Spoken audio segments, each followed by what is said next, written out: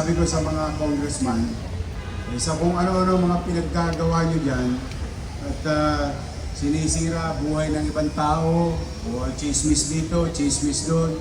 Ang sabi ko sa kanila, mag-focus kayo na kung saan, paano nyo may paglalaban ang inyong distrito na inyong nire-representa.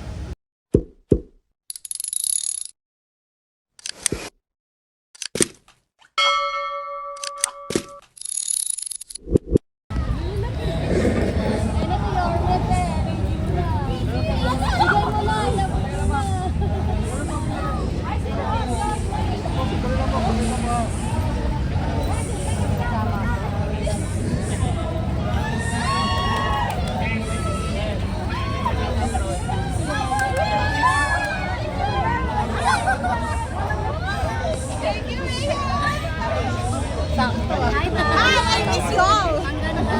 Miss naman. Hamon lang ba isa?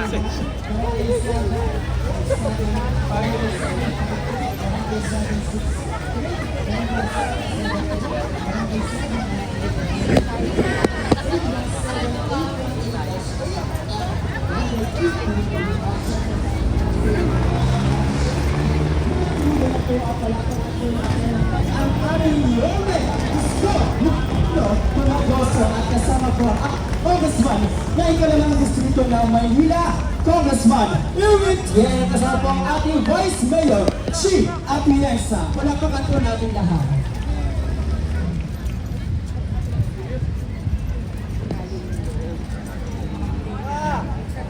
Alright, sa mga ito, tayo po magsisimula na para sa ating programa.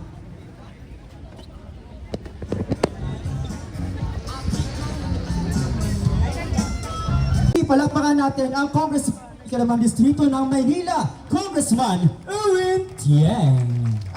Magandang hapon po sa lahat ng ating mga punong barangay at lahat ng barangay officials na nandito at lahat ng mga kasamahan natin sa ating syudad.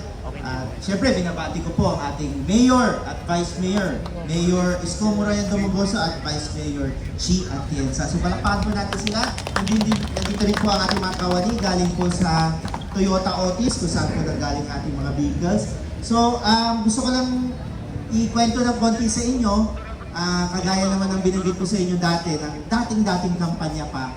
Sabi ko sa inyo, pag every time na nasa Skyway po ako, dadaan yung sasakyan, may nagwawangwang, may nagbiblinker, sabi ko, wow, swerte naman, may naligtas na tao. Tapos pagtingin mo, yung sasakyan ay ambulansya, rescue vehicle ng barangay na hindi natin kilala sa lugar na hindi natin kilala.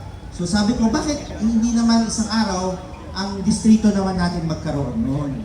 So ito na po, ito yung third batch ng ating mga sasakyan at ito po ang first batch ng ating Tamaraw FX.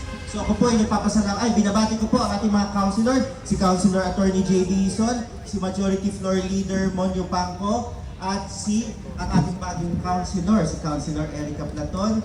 At magandang hapon po sa inyo. Binabati ko rin po si Councilor Tolmac Ignacio at si Councilor Bobby Espiritu at si Councilor Chari Ortega at si Councilor Chebo Romeo.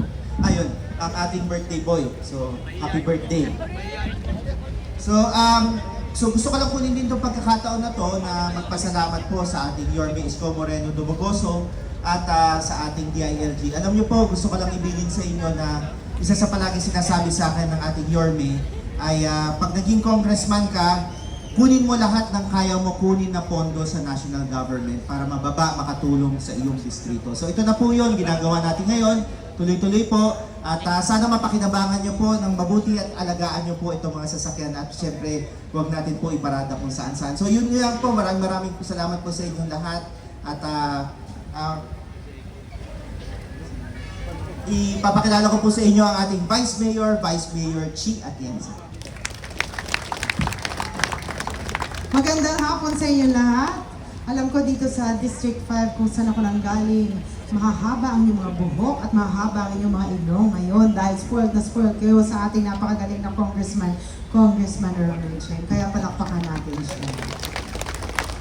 Nevertheless, dito lang kami ngayon, may saglit para supportahan kayo. At alam ko sa barangayan, matamas na rin ang inyong mga ilong dahil kayo ay marirepresenta na ng tama. Kaya alam ko, naniniwala ako na we are on our working towards making Manila great again. Kaya Manila, Conquers! I love you all.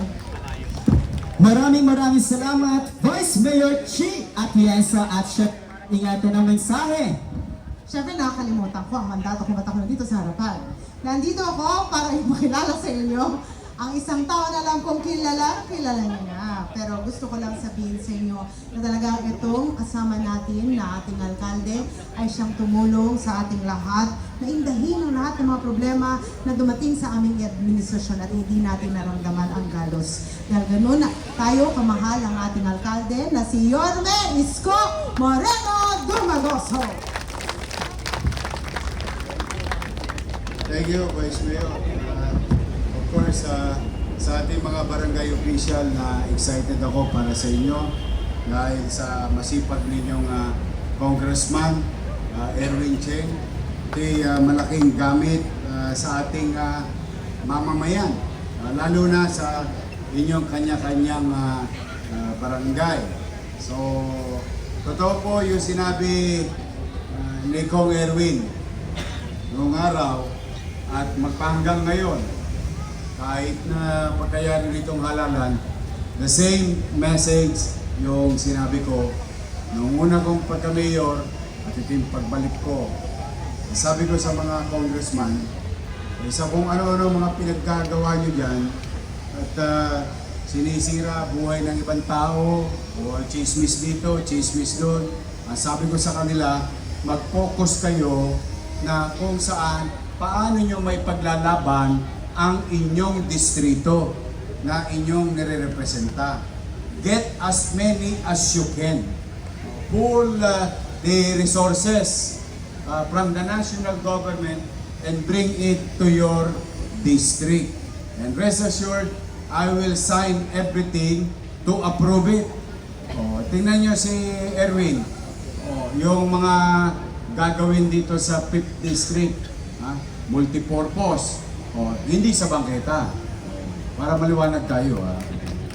Sa mga pribadong pag-aari ng siyudad ng Maynila, cancer center, sports facility, tapos ito, direktang pakikinabangan ng ating mga kung lahat ng congressman ganito magtrabaho, di isang problema ng Pilipinas. Puro flood control, hindi man ako control yung flood. So, at least ito, tangible. Now, kaya tayo, instead of looking back and keep on looking back, we look forward. Always move forward. Kaya naman ako natutuwa dahil may ilang congressman na nakikinig sa aking ibinibining. Bakit? Yun naman kapakanabangan ng taong bayan sa lungsod ng Maynila. Kaya today, kaya tayo nagkakasama-sama. Palakpakan natin si Congressman. Dito, yung mga kusyal natin, si Kusyal Che, Borromeo, si Bobby. Sobra-sobra na itong kusyal ninyo. Kasi meron na kayong bagong kusyal, Erica Platon. Nandito dito, si Tolma, JB, Simon. Swerte ng Toyota Manila. Panay tama nila ngayon sa gobyerno. Sa kahapon, natanggap natin yung tatlong makisig na mobile na pinagkaloob sa atin, libre, ng FFCCCII. Yun. At sila rin na nagbigay sa atin ng 30 Yamaha NMAX para sa mga pulis at may darating pang 40. Basta talaga nagtulong ang national government, local government. If it is in synchrony, it would be better, and it's going to be better for our constituency. Ngayon naman, kayong mga barangay official na nandito, hindi ko alam kung nag-birthday kayo kahapon, kung napakinggan nyo na to, yung sinabi ko. May ipadadala ako sa inyo itong mga darating na ilang oras na lang, ilang araw na lang. Meron akong special na regalo sa inyo sa mga barangay. On top na ipamimigay natin sa inyo at sa pangkalahatan sa lungsod ng Maynila. Huwag kayong mag-alala, balot na. Yung sinimulan natin na regalo sa bawat pamilyang Manileño, itutuloy natin this December. Kahit na tayo'y tukod na tukod, nagawa na. I love you! Kahit tayo hirap na hirap, nairaos natin. At the same time, yung mga lolo't lola ko, nandiyan na rin yung regalo nila, dumating na rin. So may regalo na pamilya nila, may regalo pa silang personal sa aking mga minamahal na senior citizen. Pero, bago ang lahat ng yon, kasi naawa naman ako sa ibang tanod, ibang kagawad.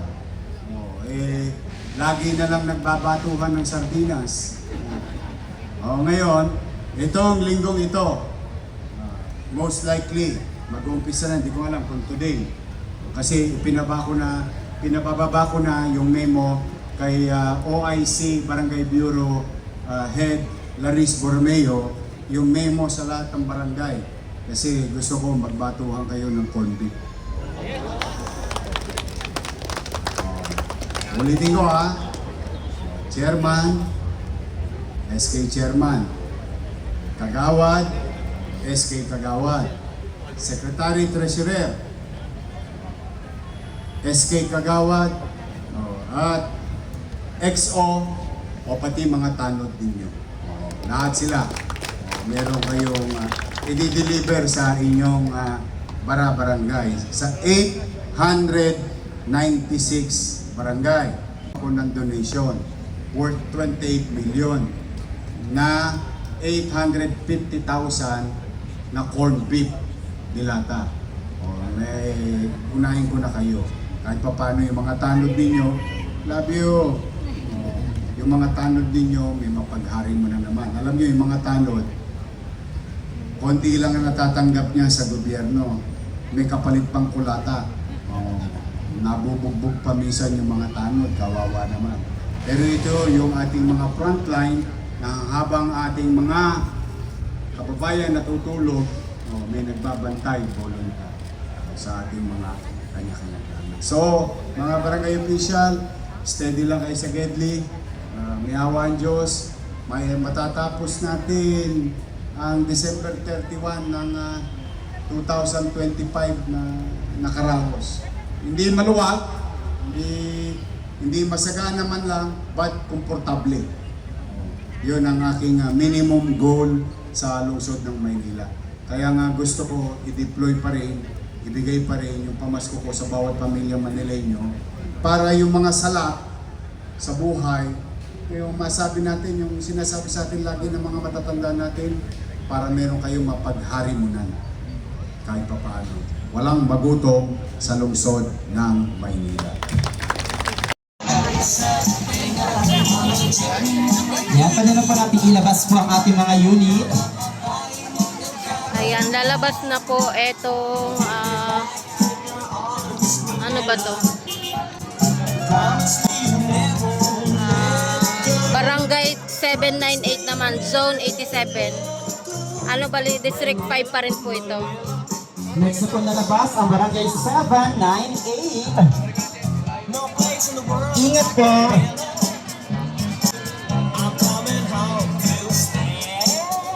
Ito naman ay 741, Zone 80. Sunod naman ang Barangay 741. Ayan. Kuya Mashe. Kuya Mashe. 817 naman po. Zone 88. Lalabas na rin po. Yes, ingat po kayo sa sunod na nalabas ang Grabe, ang dami. 817. Next naman po ang 818. Ayan.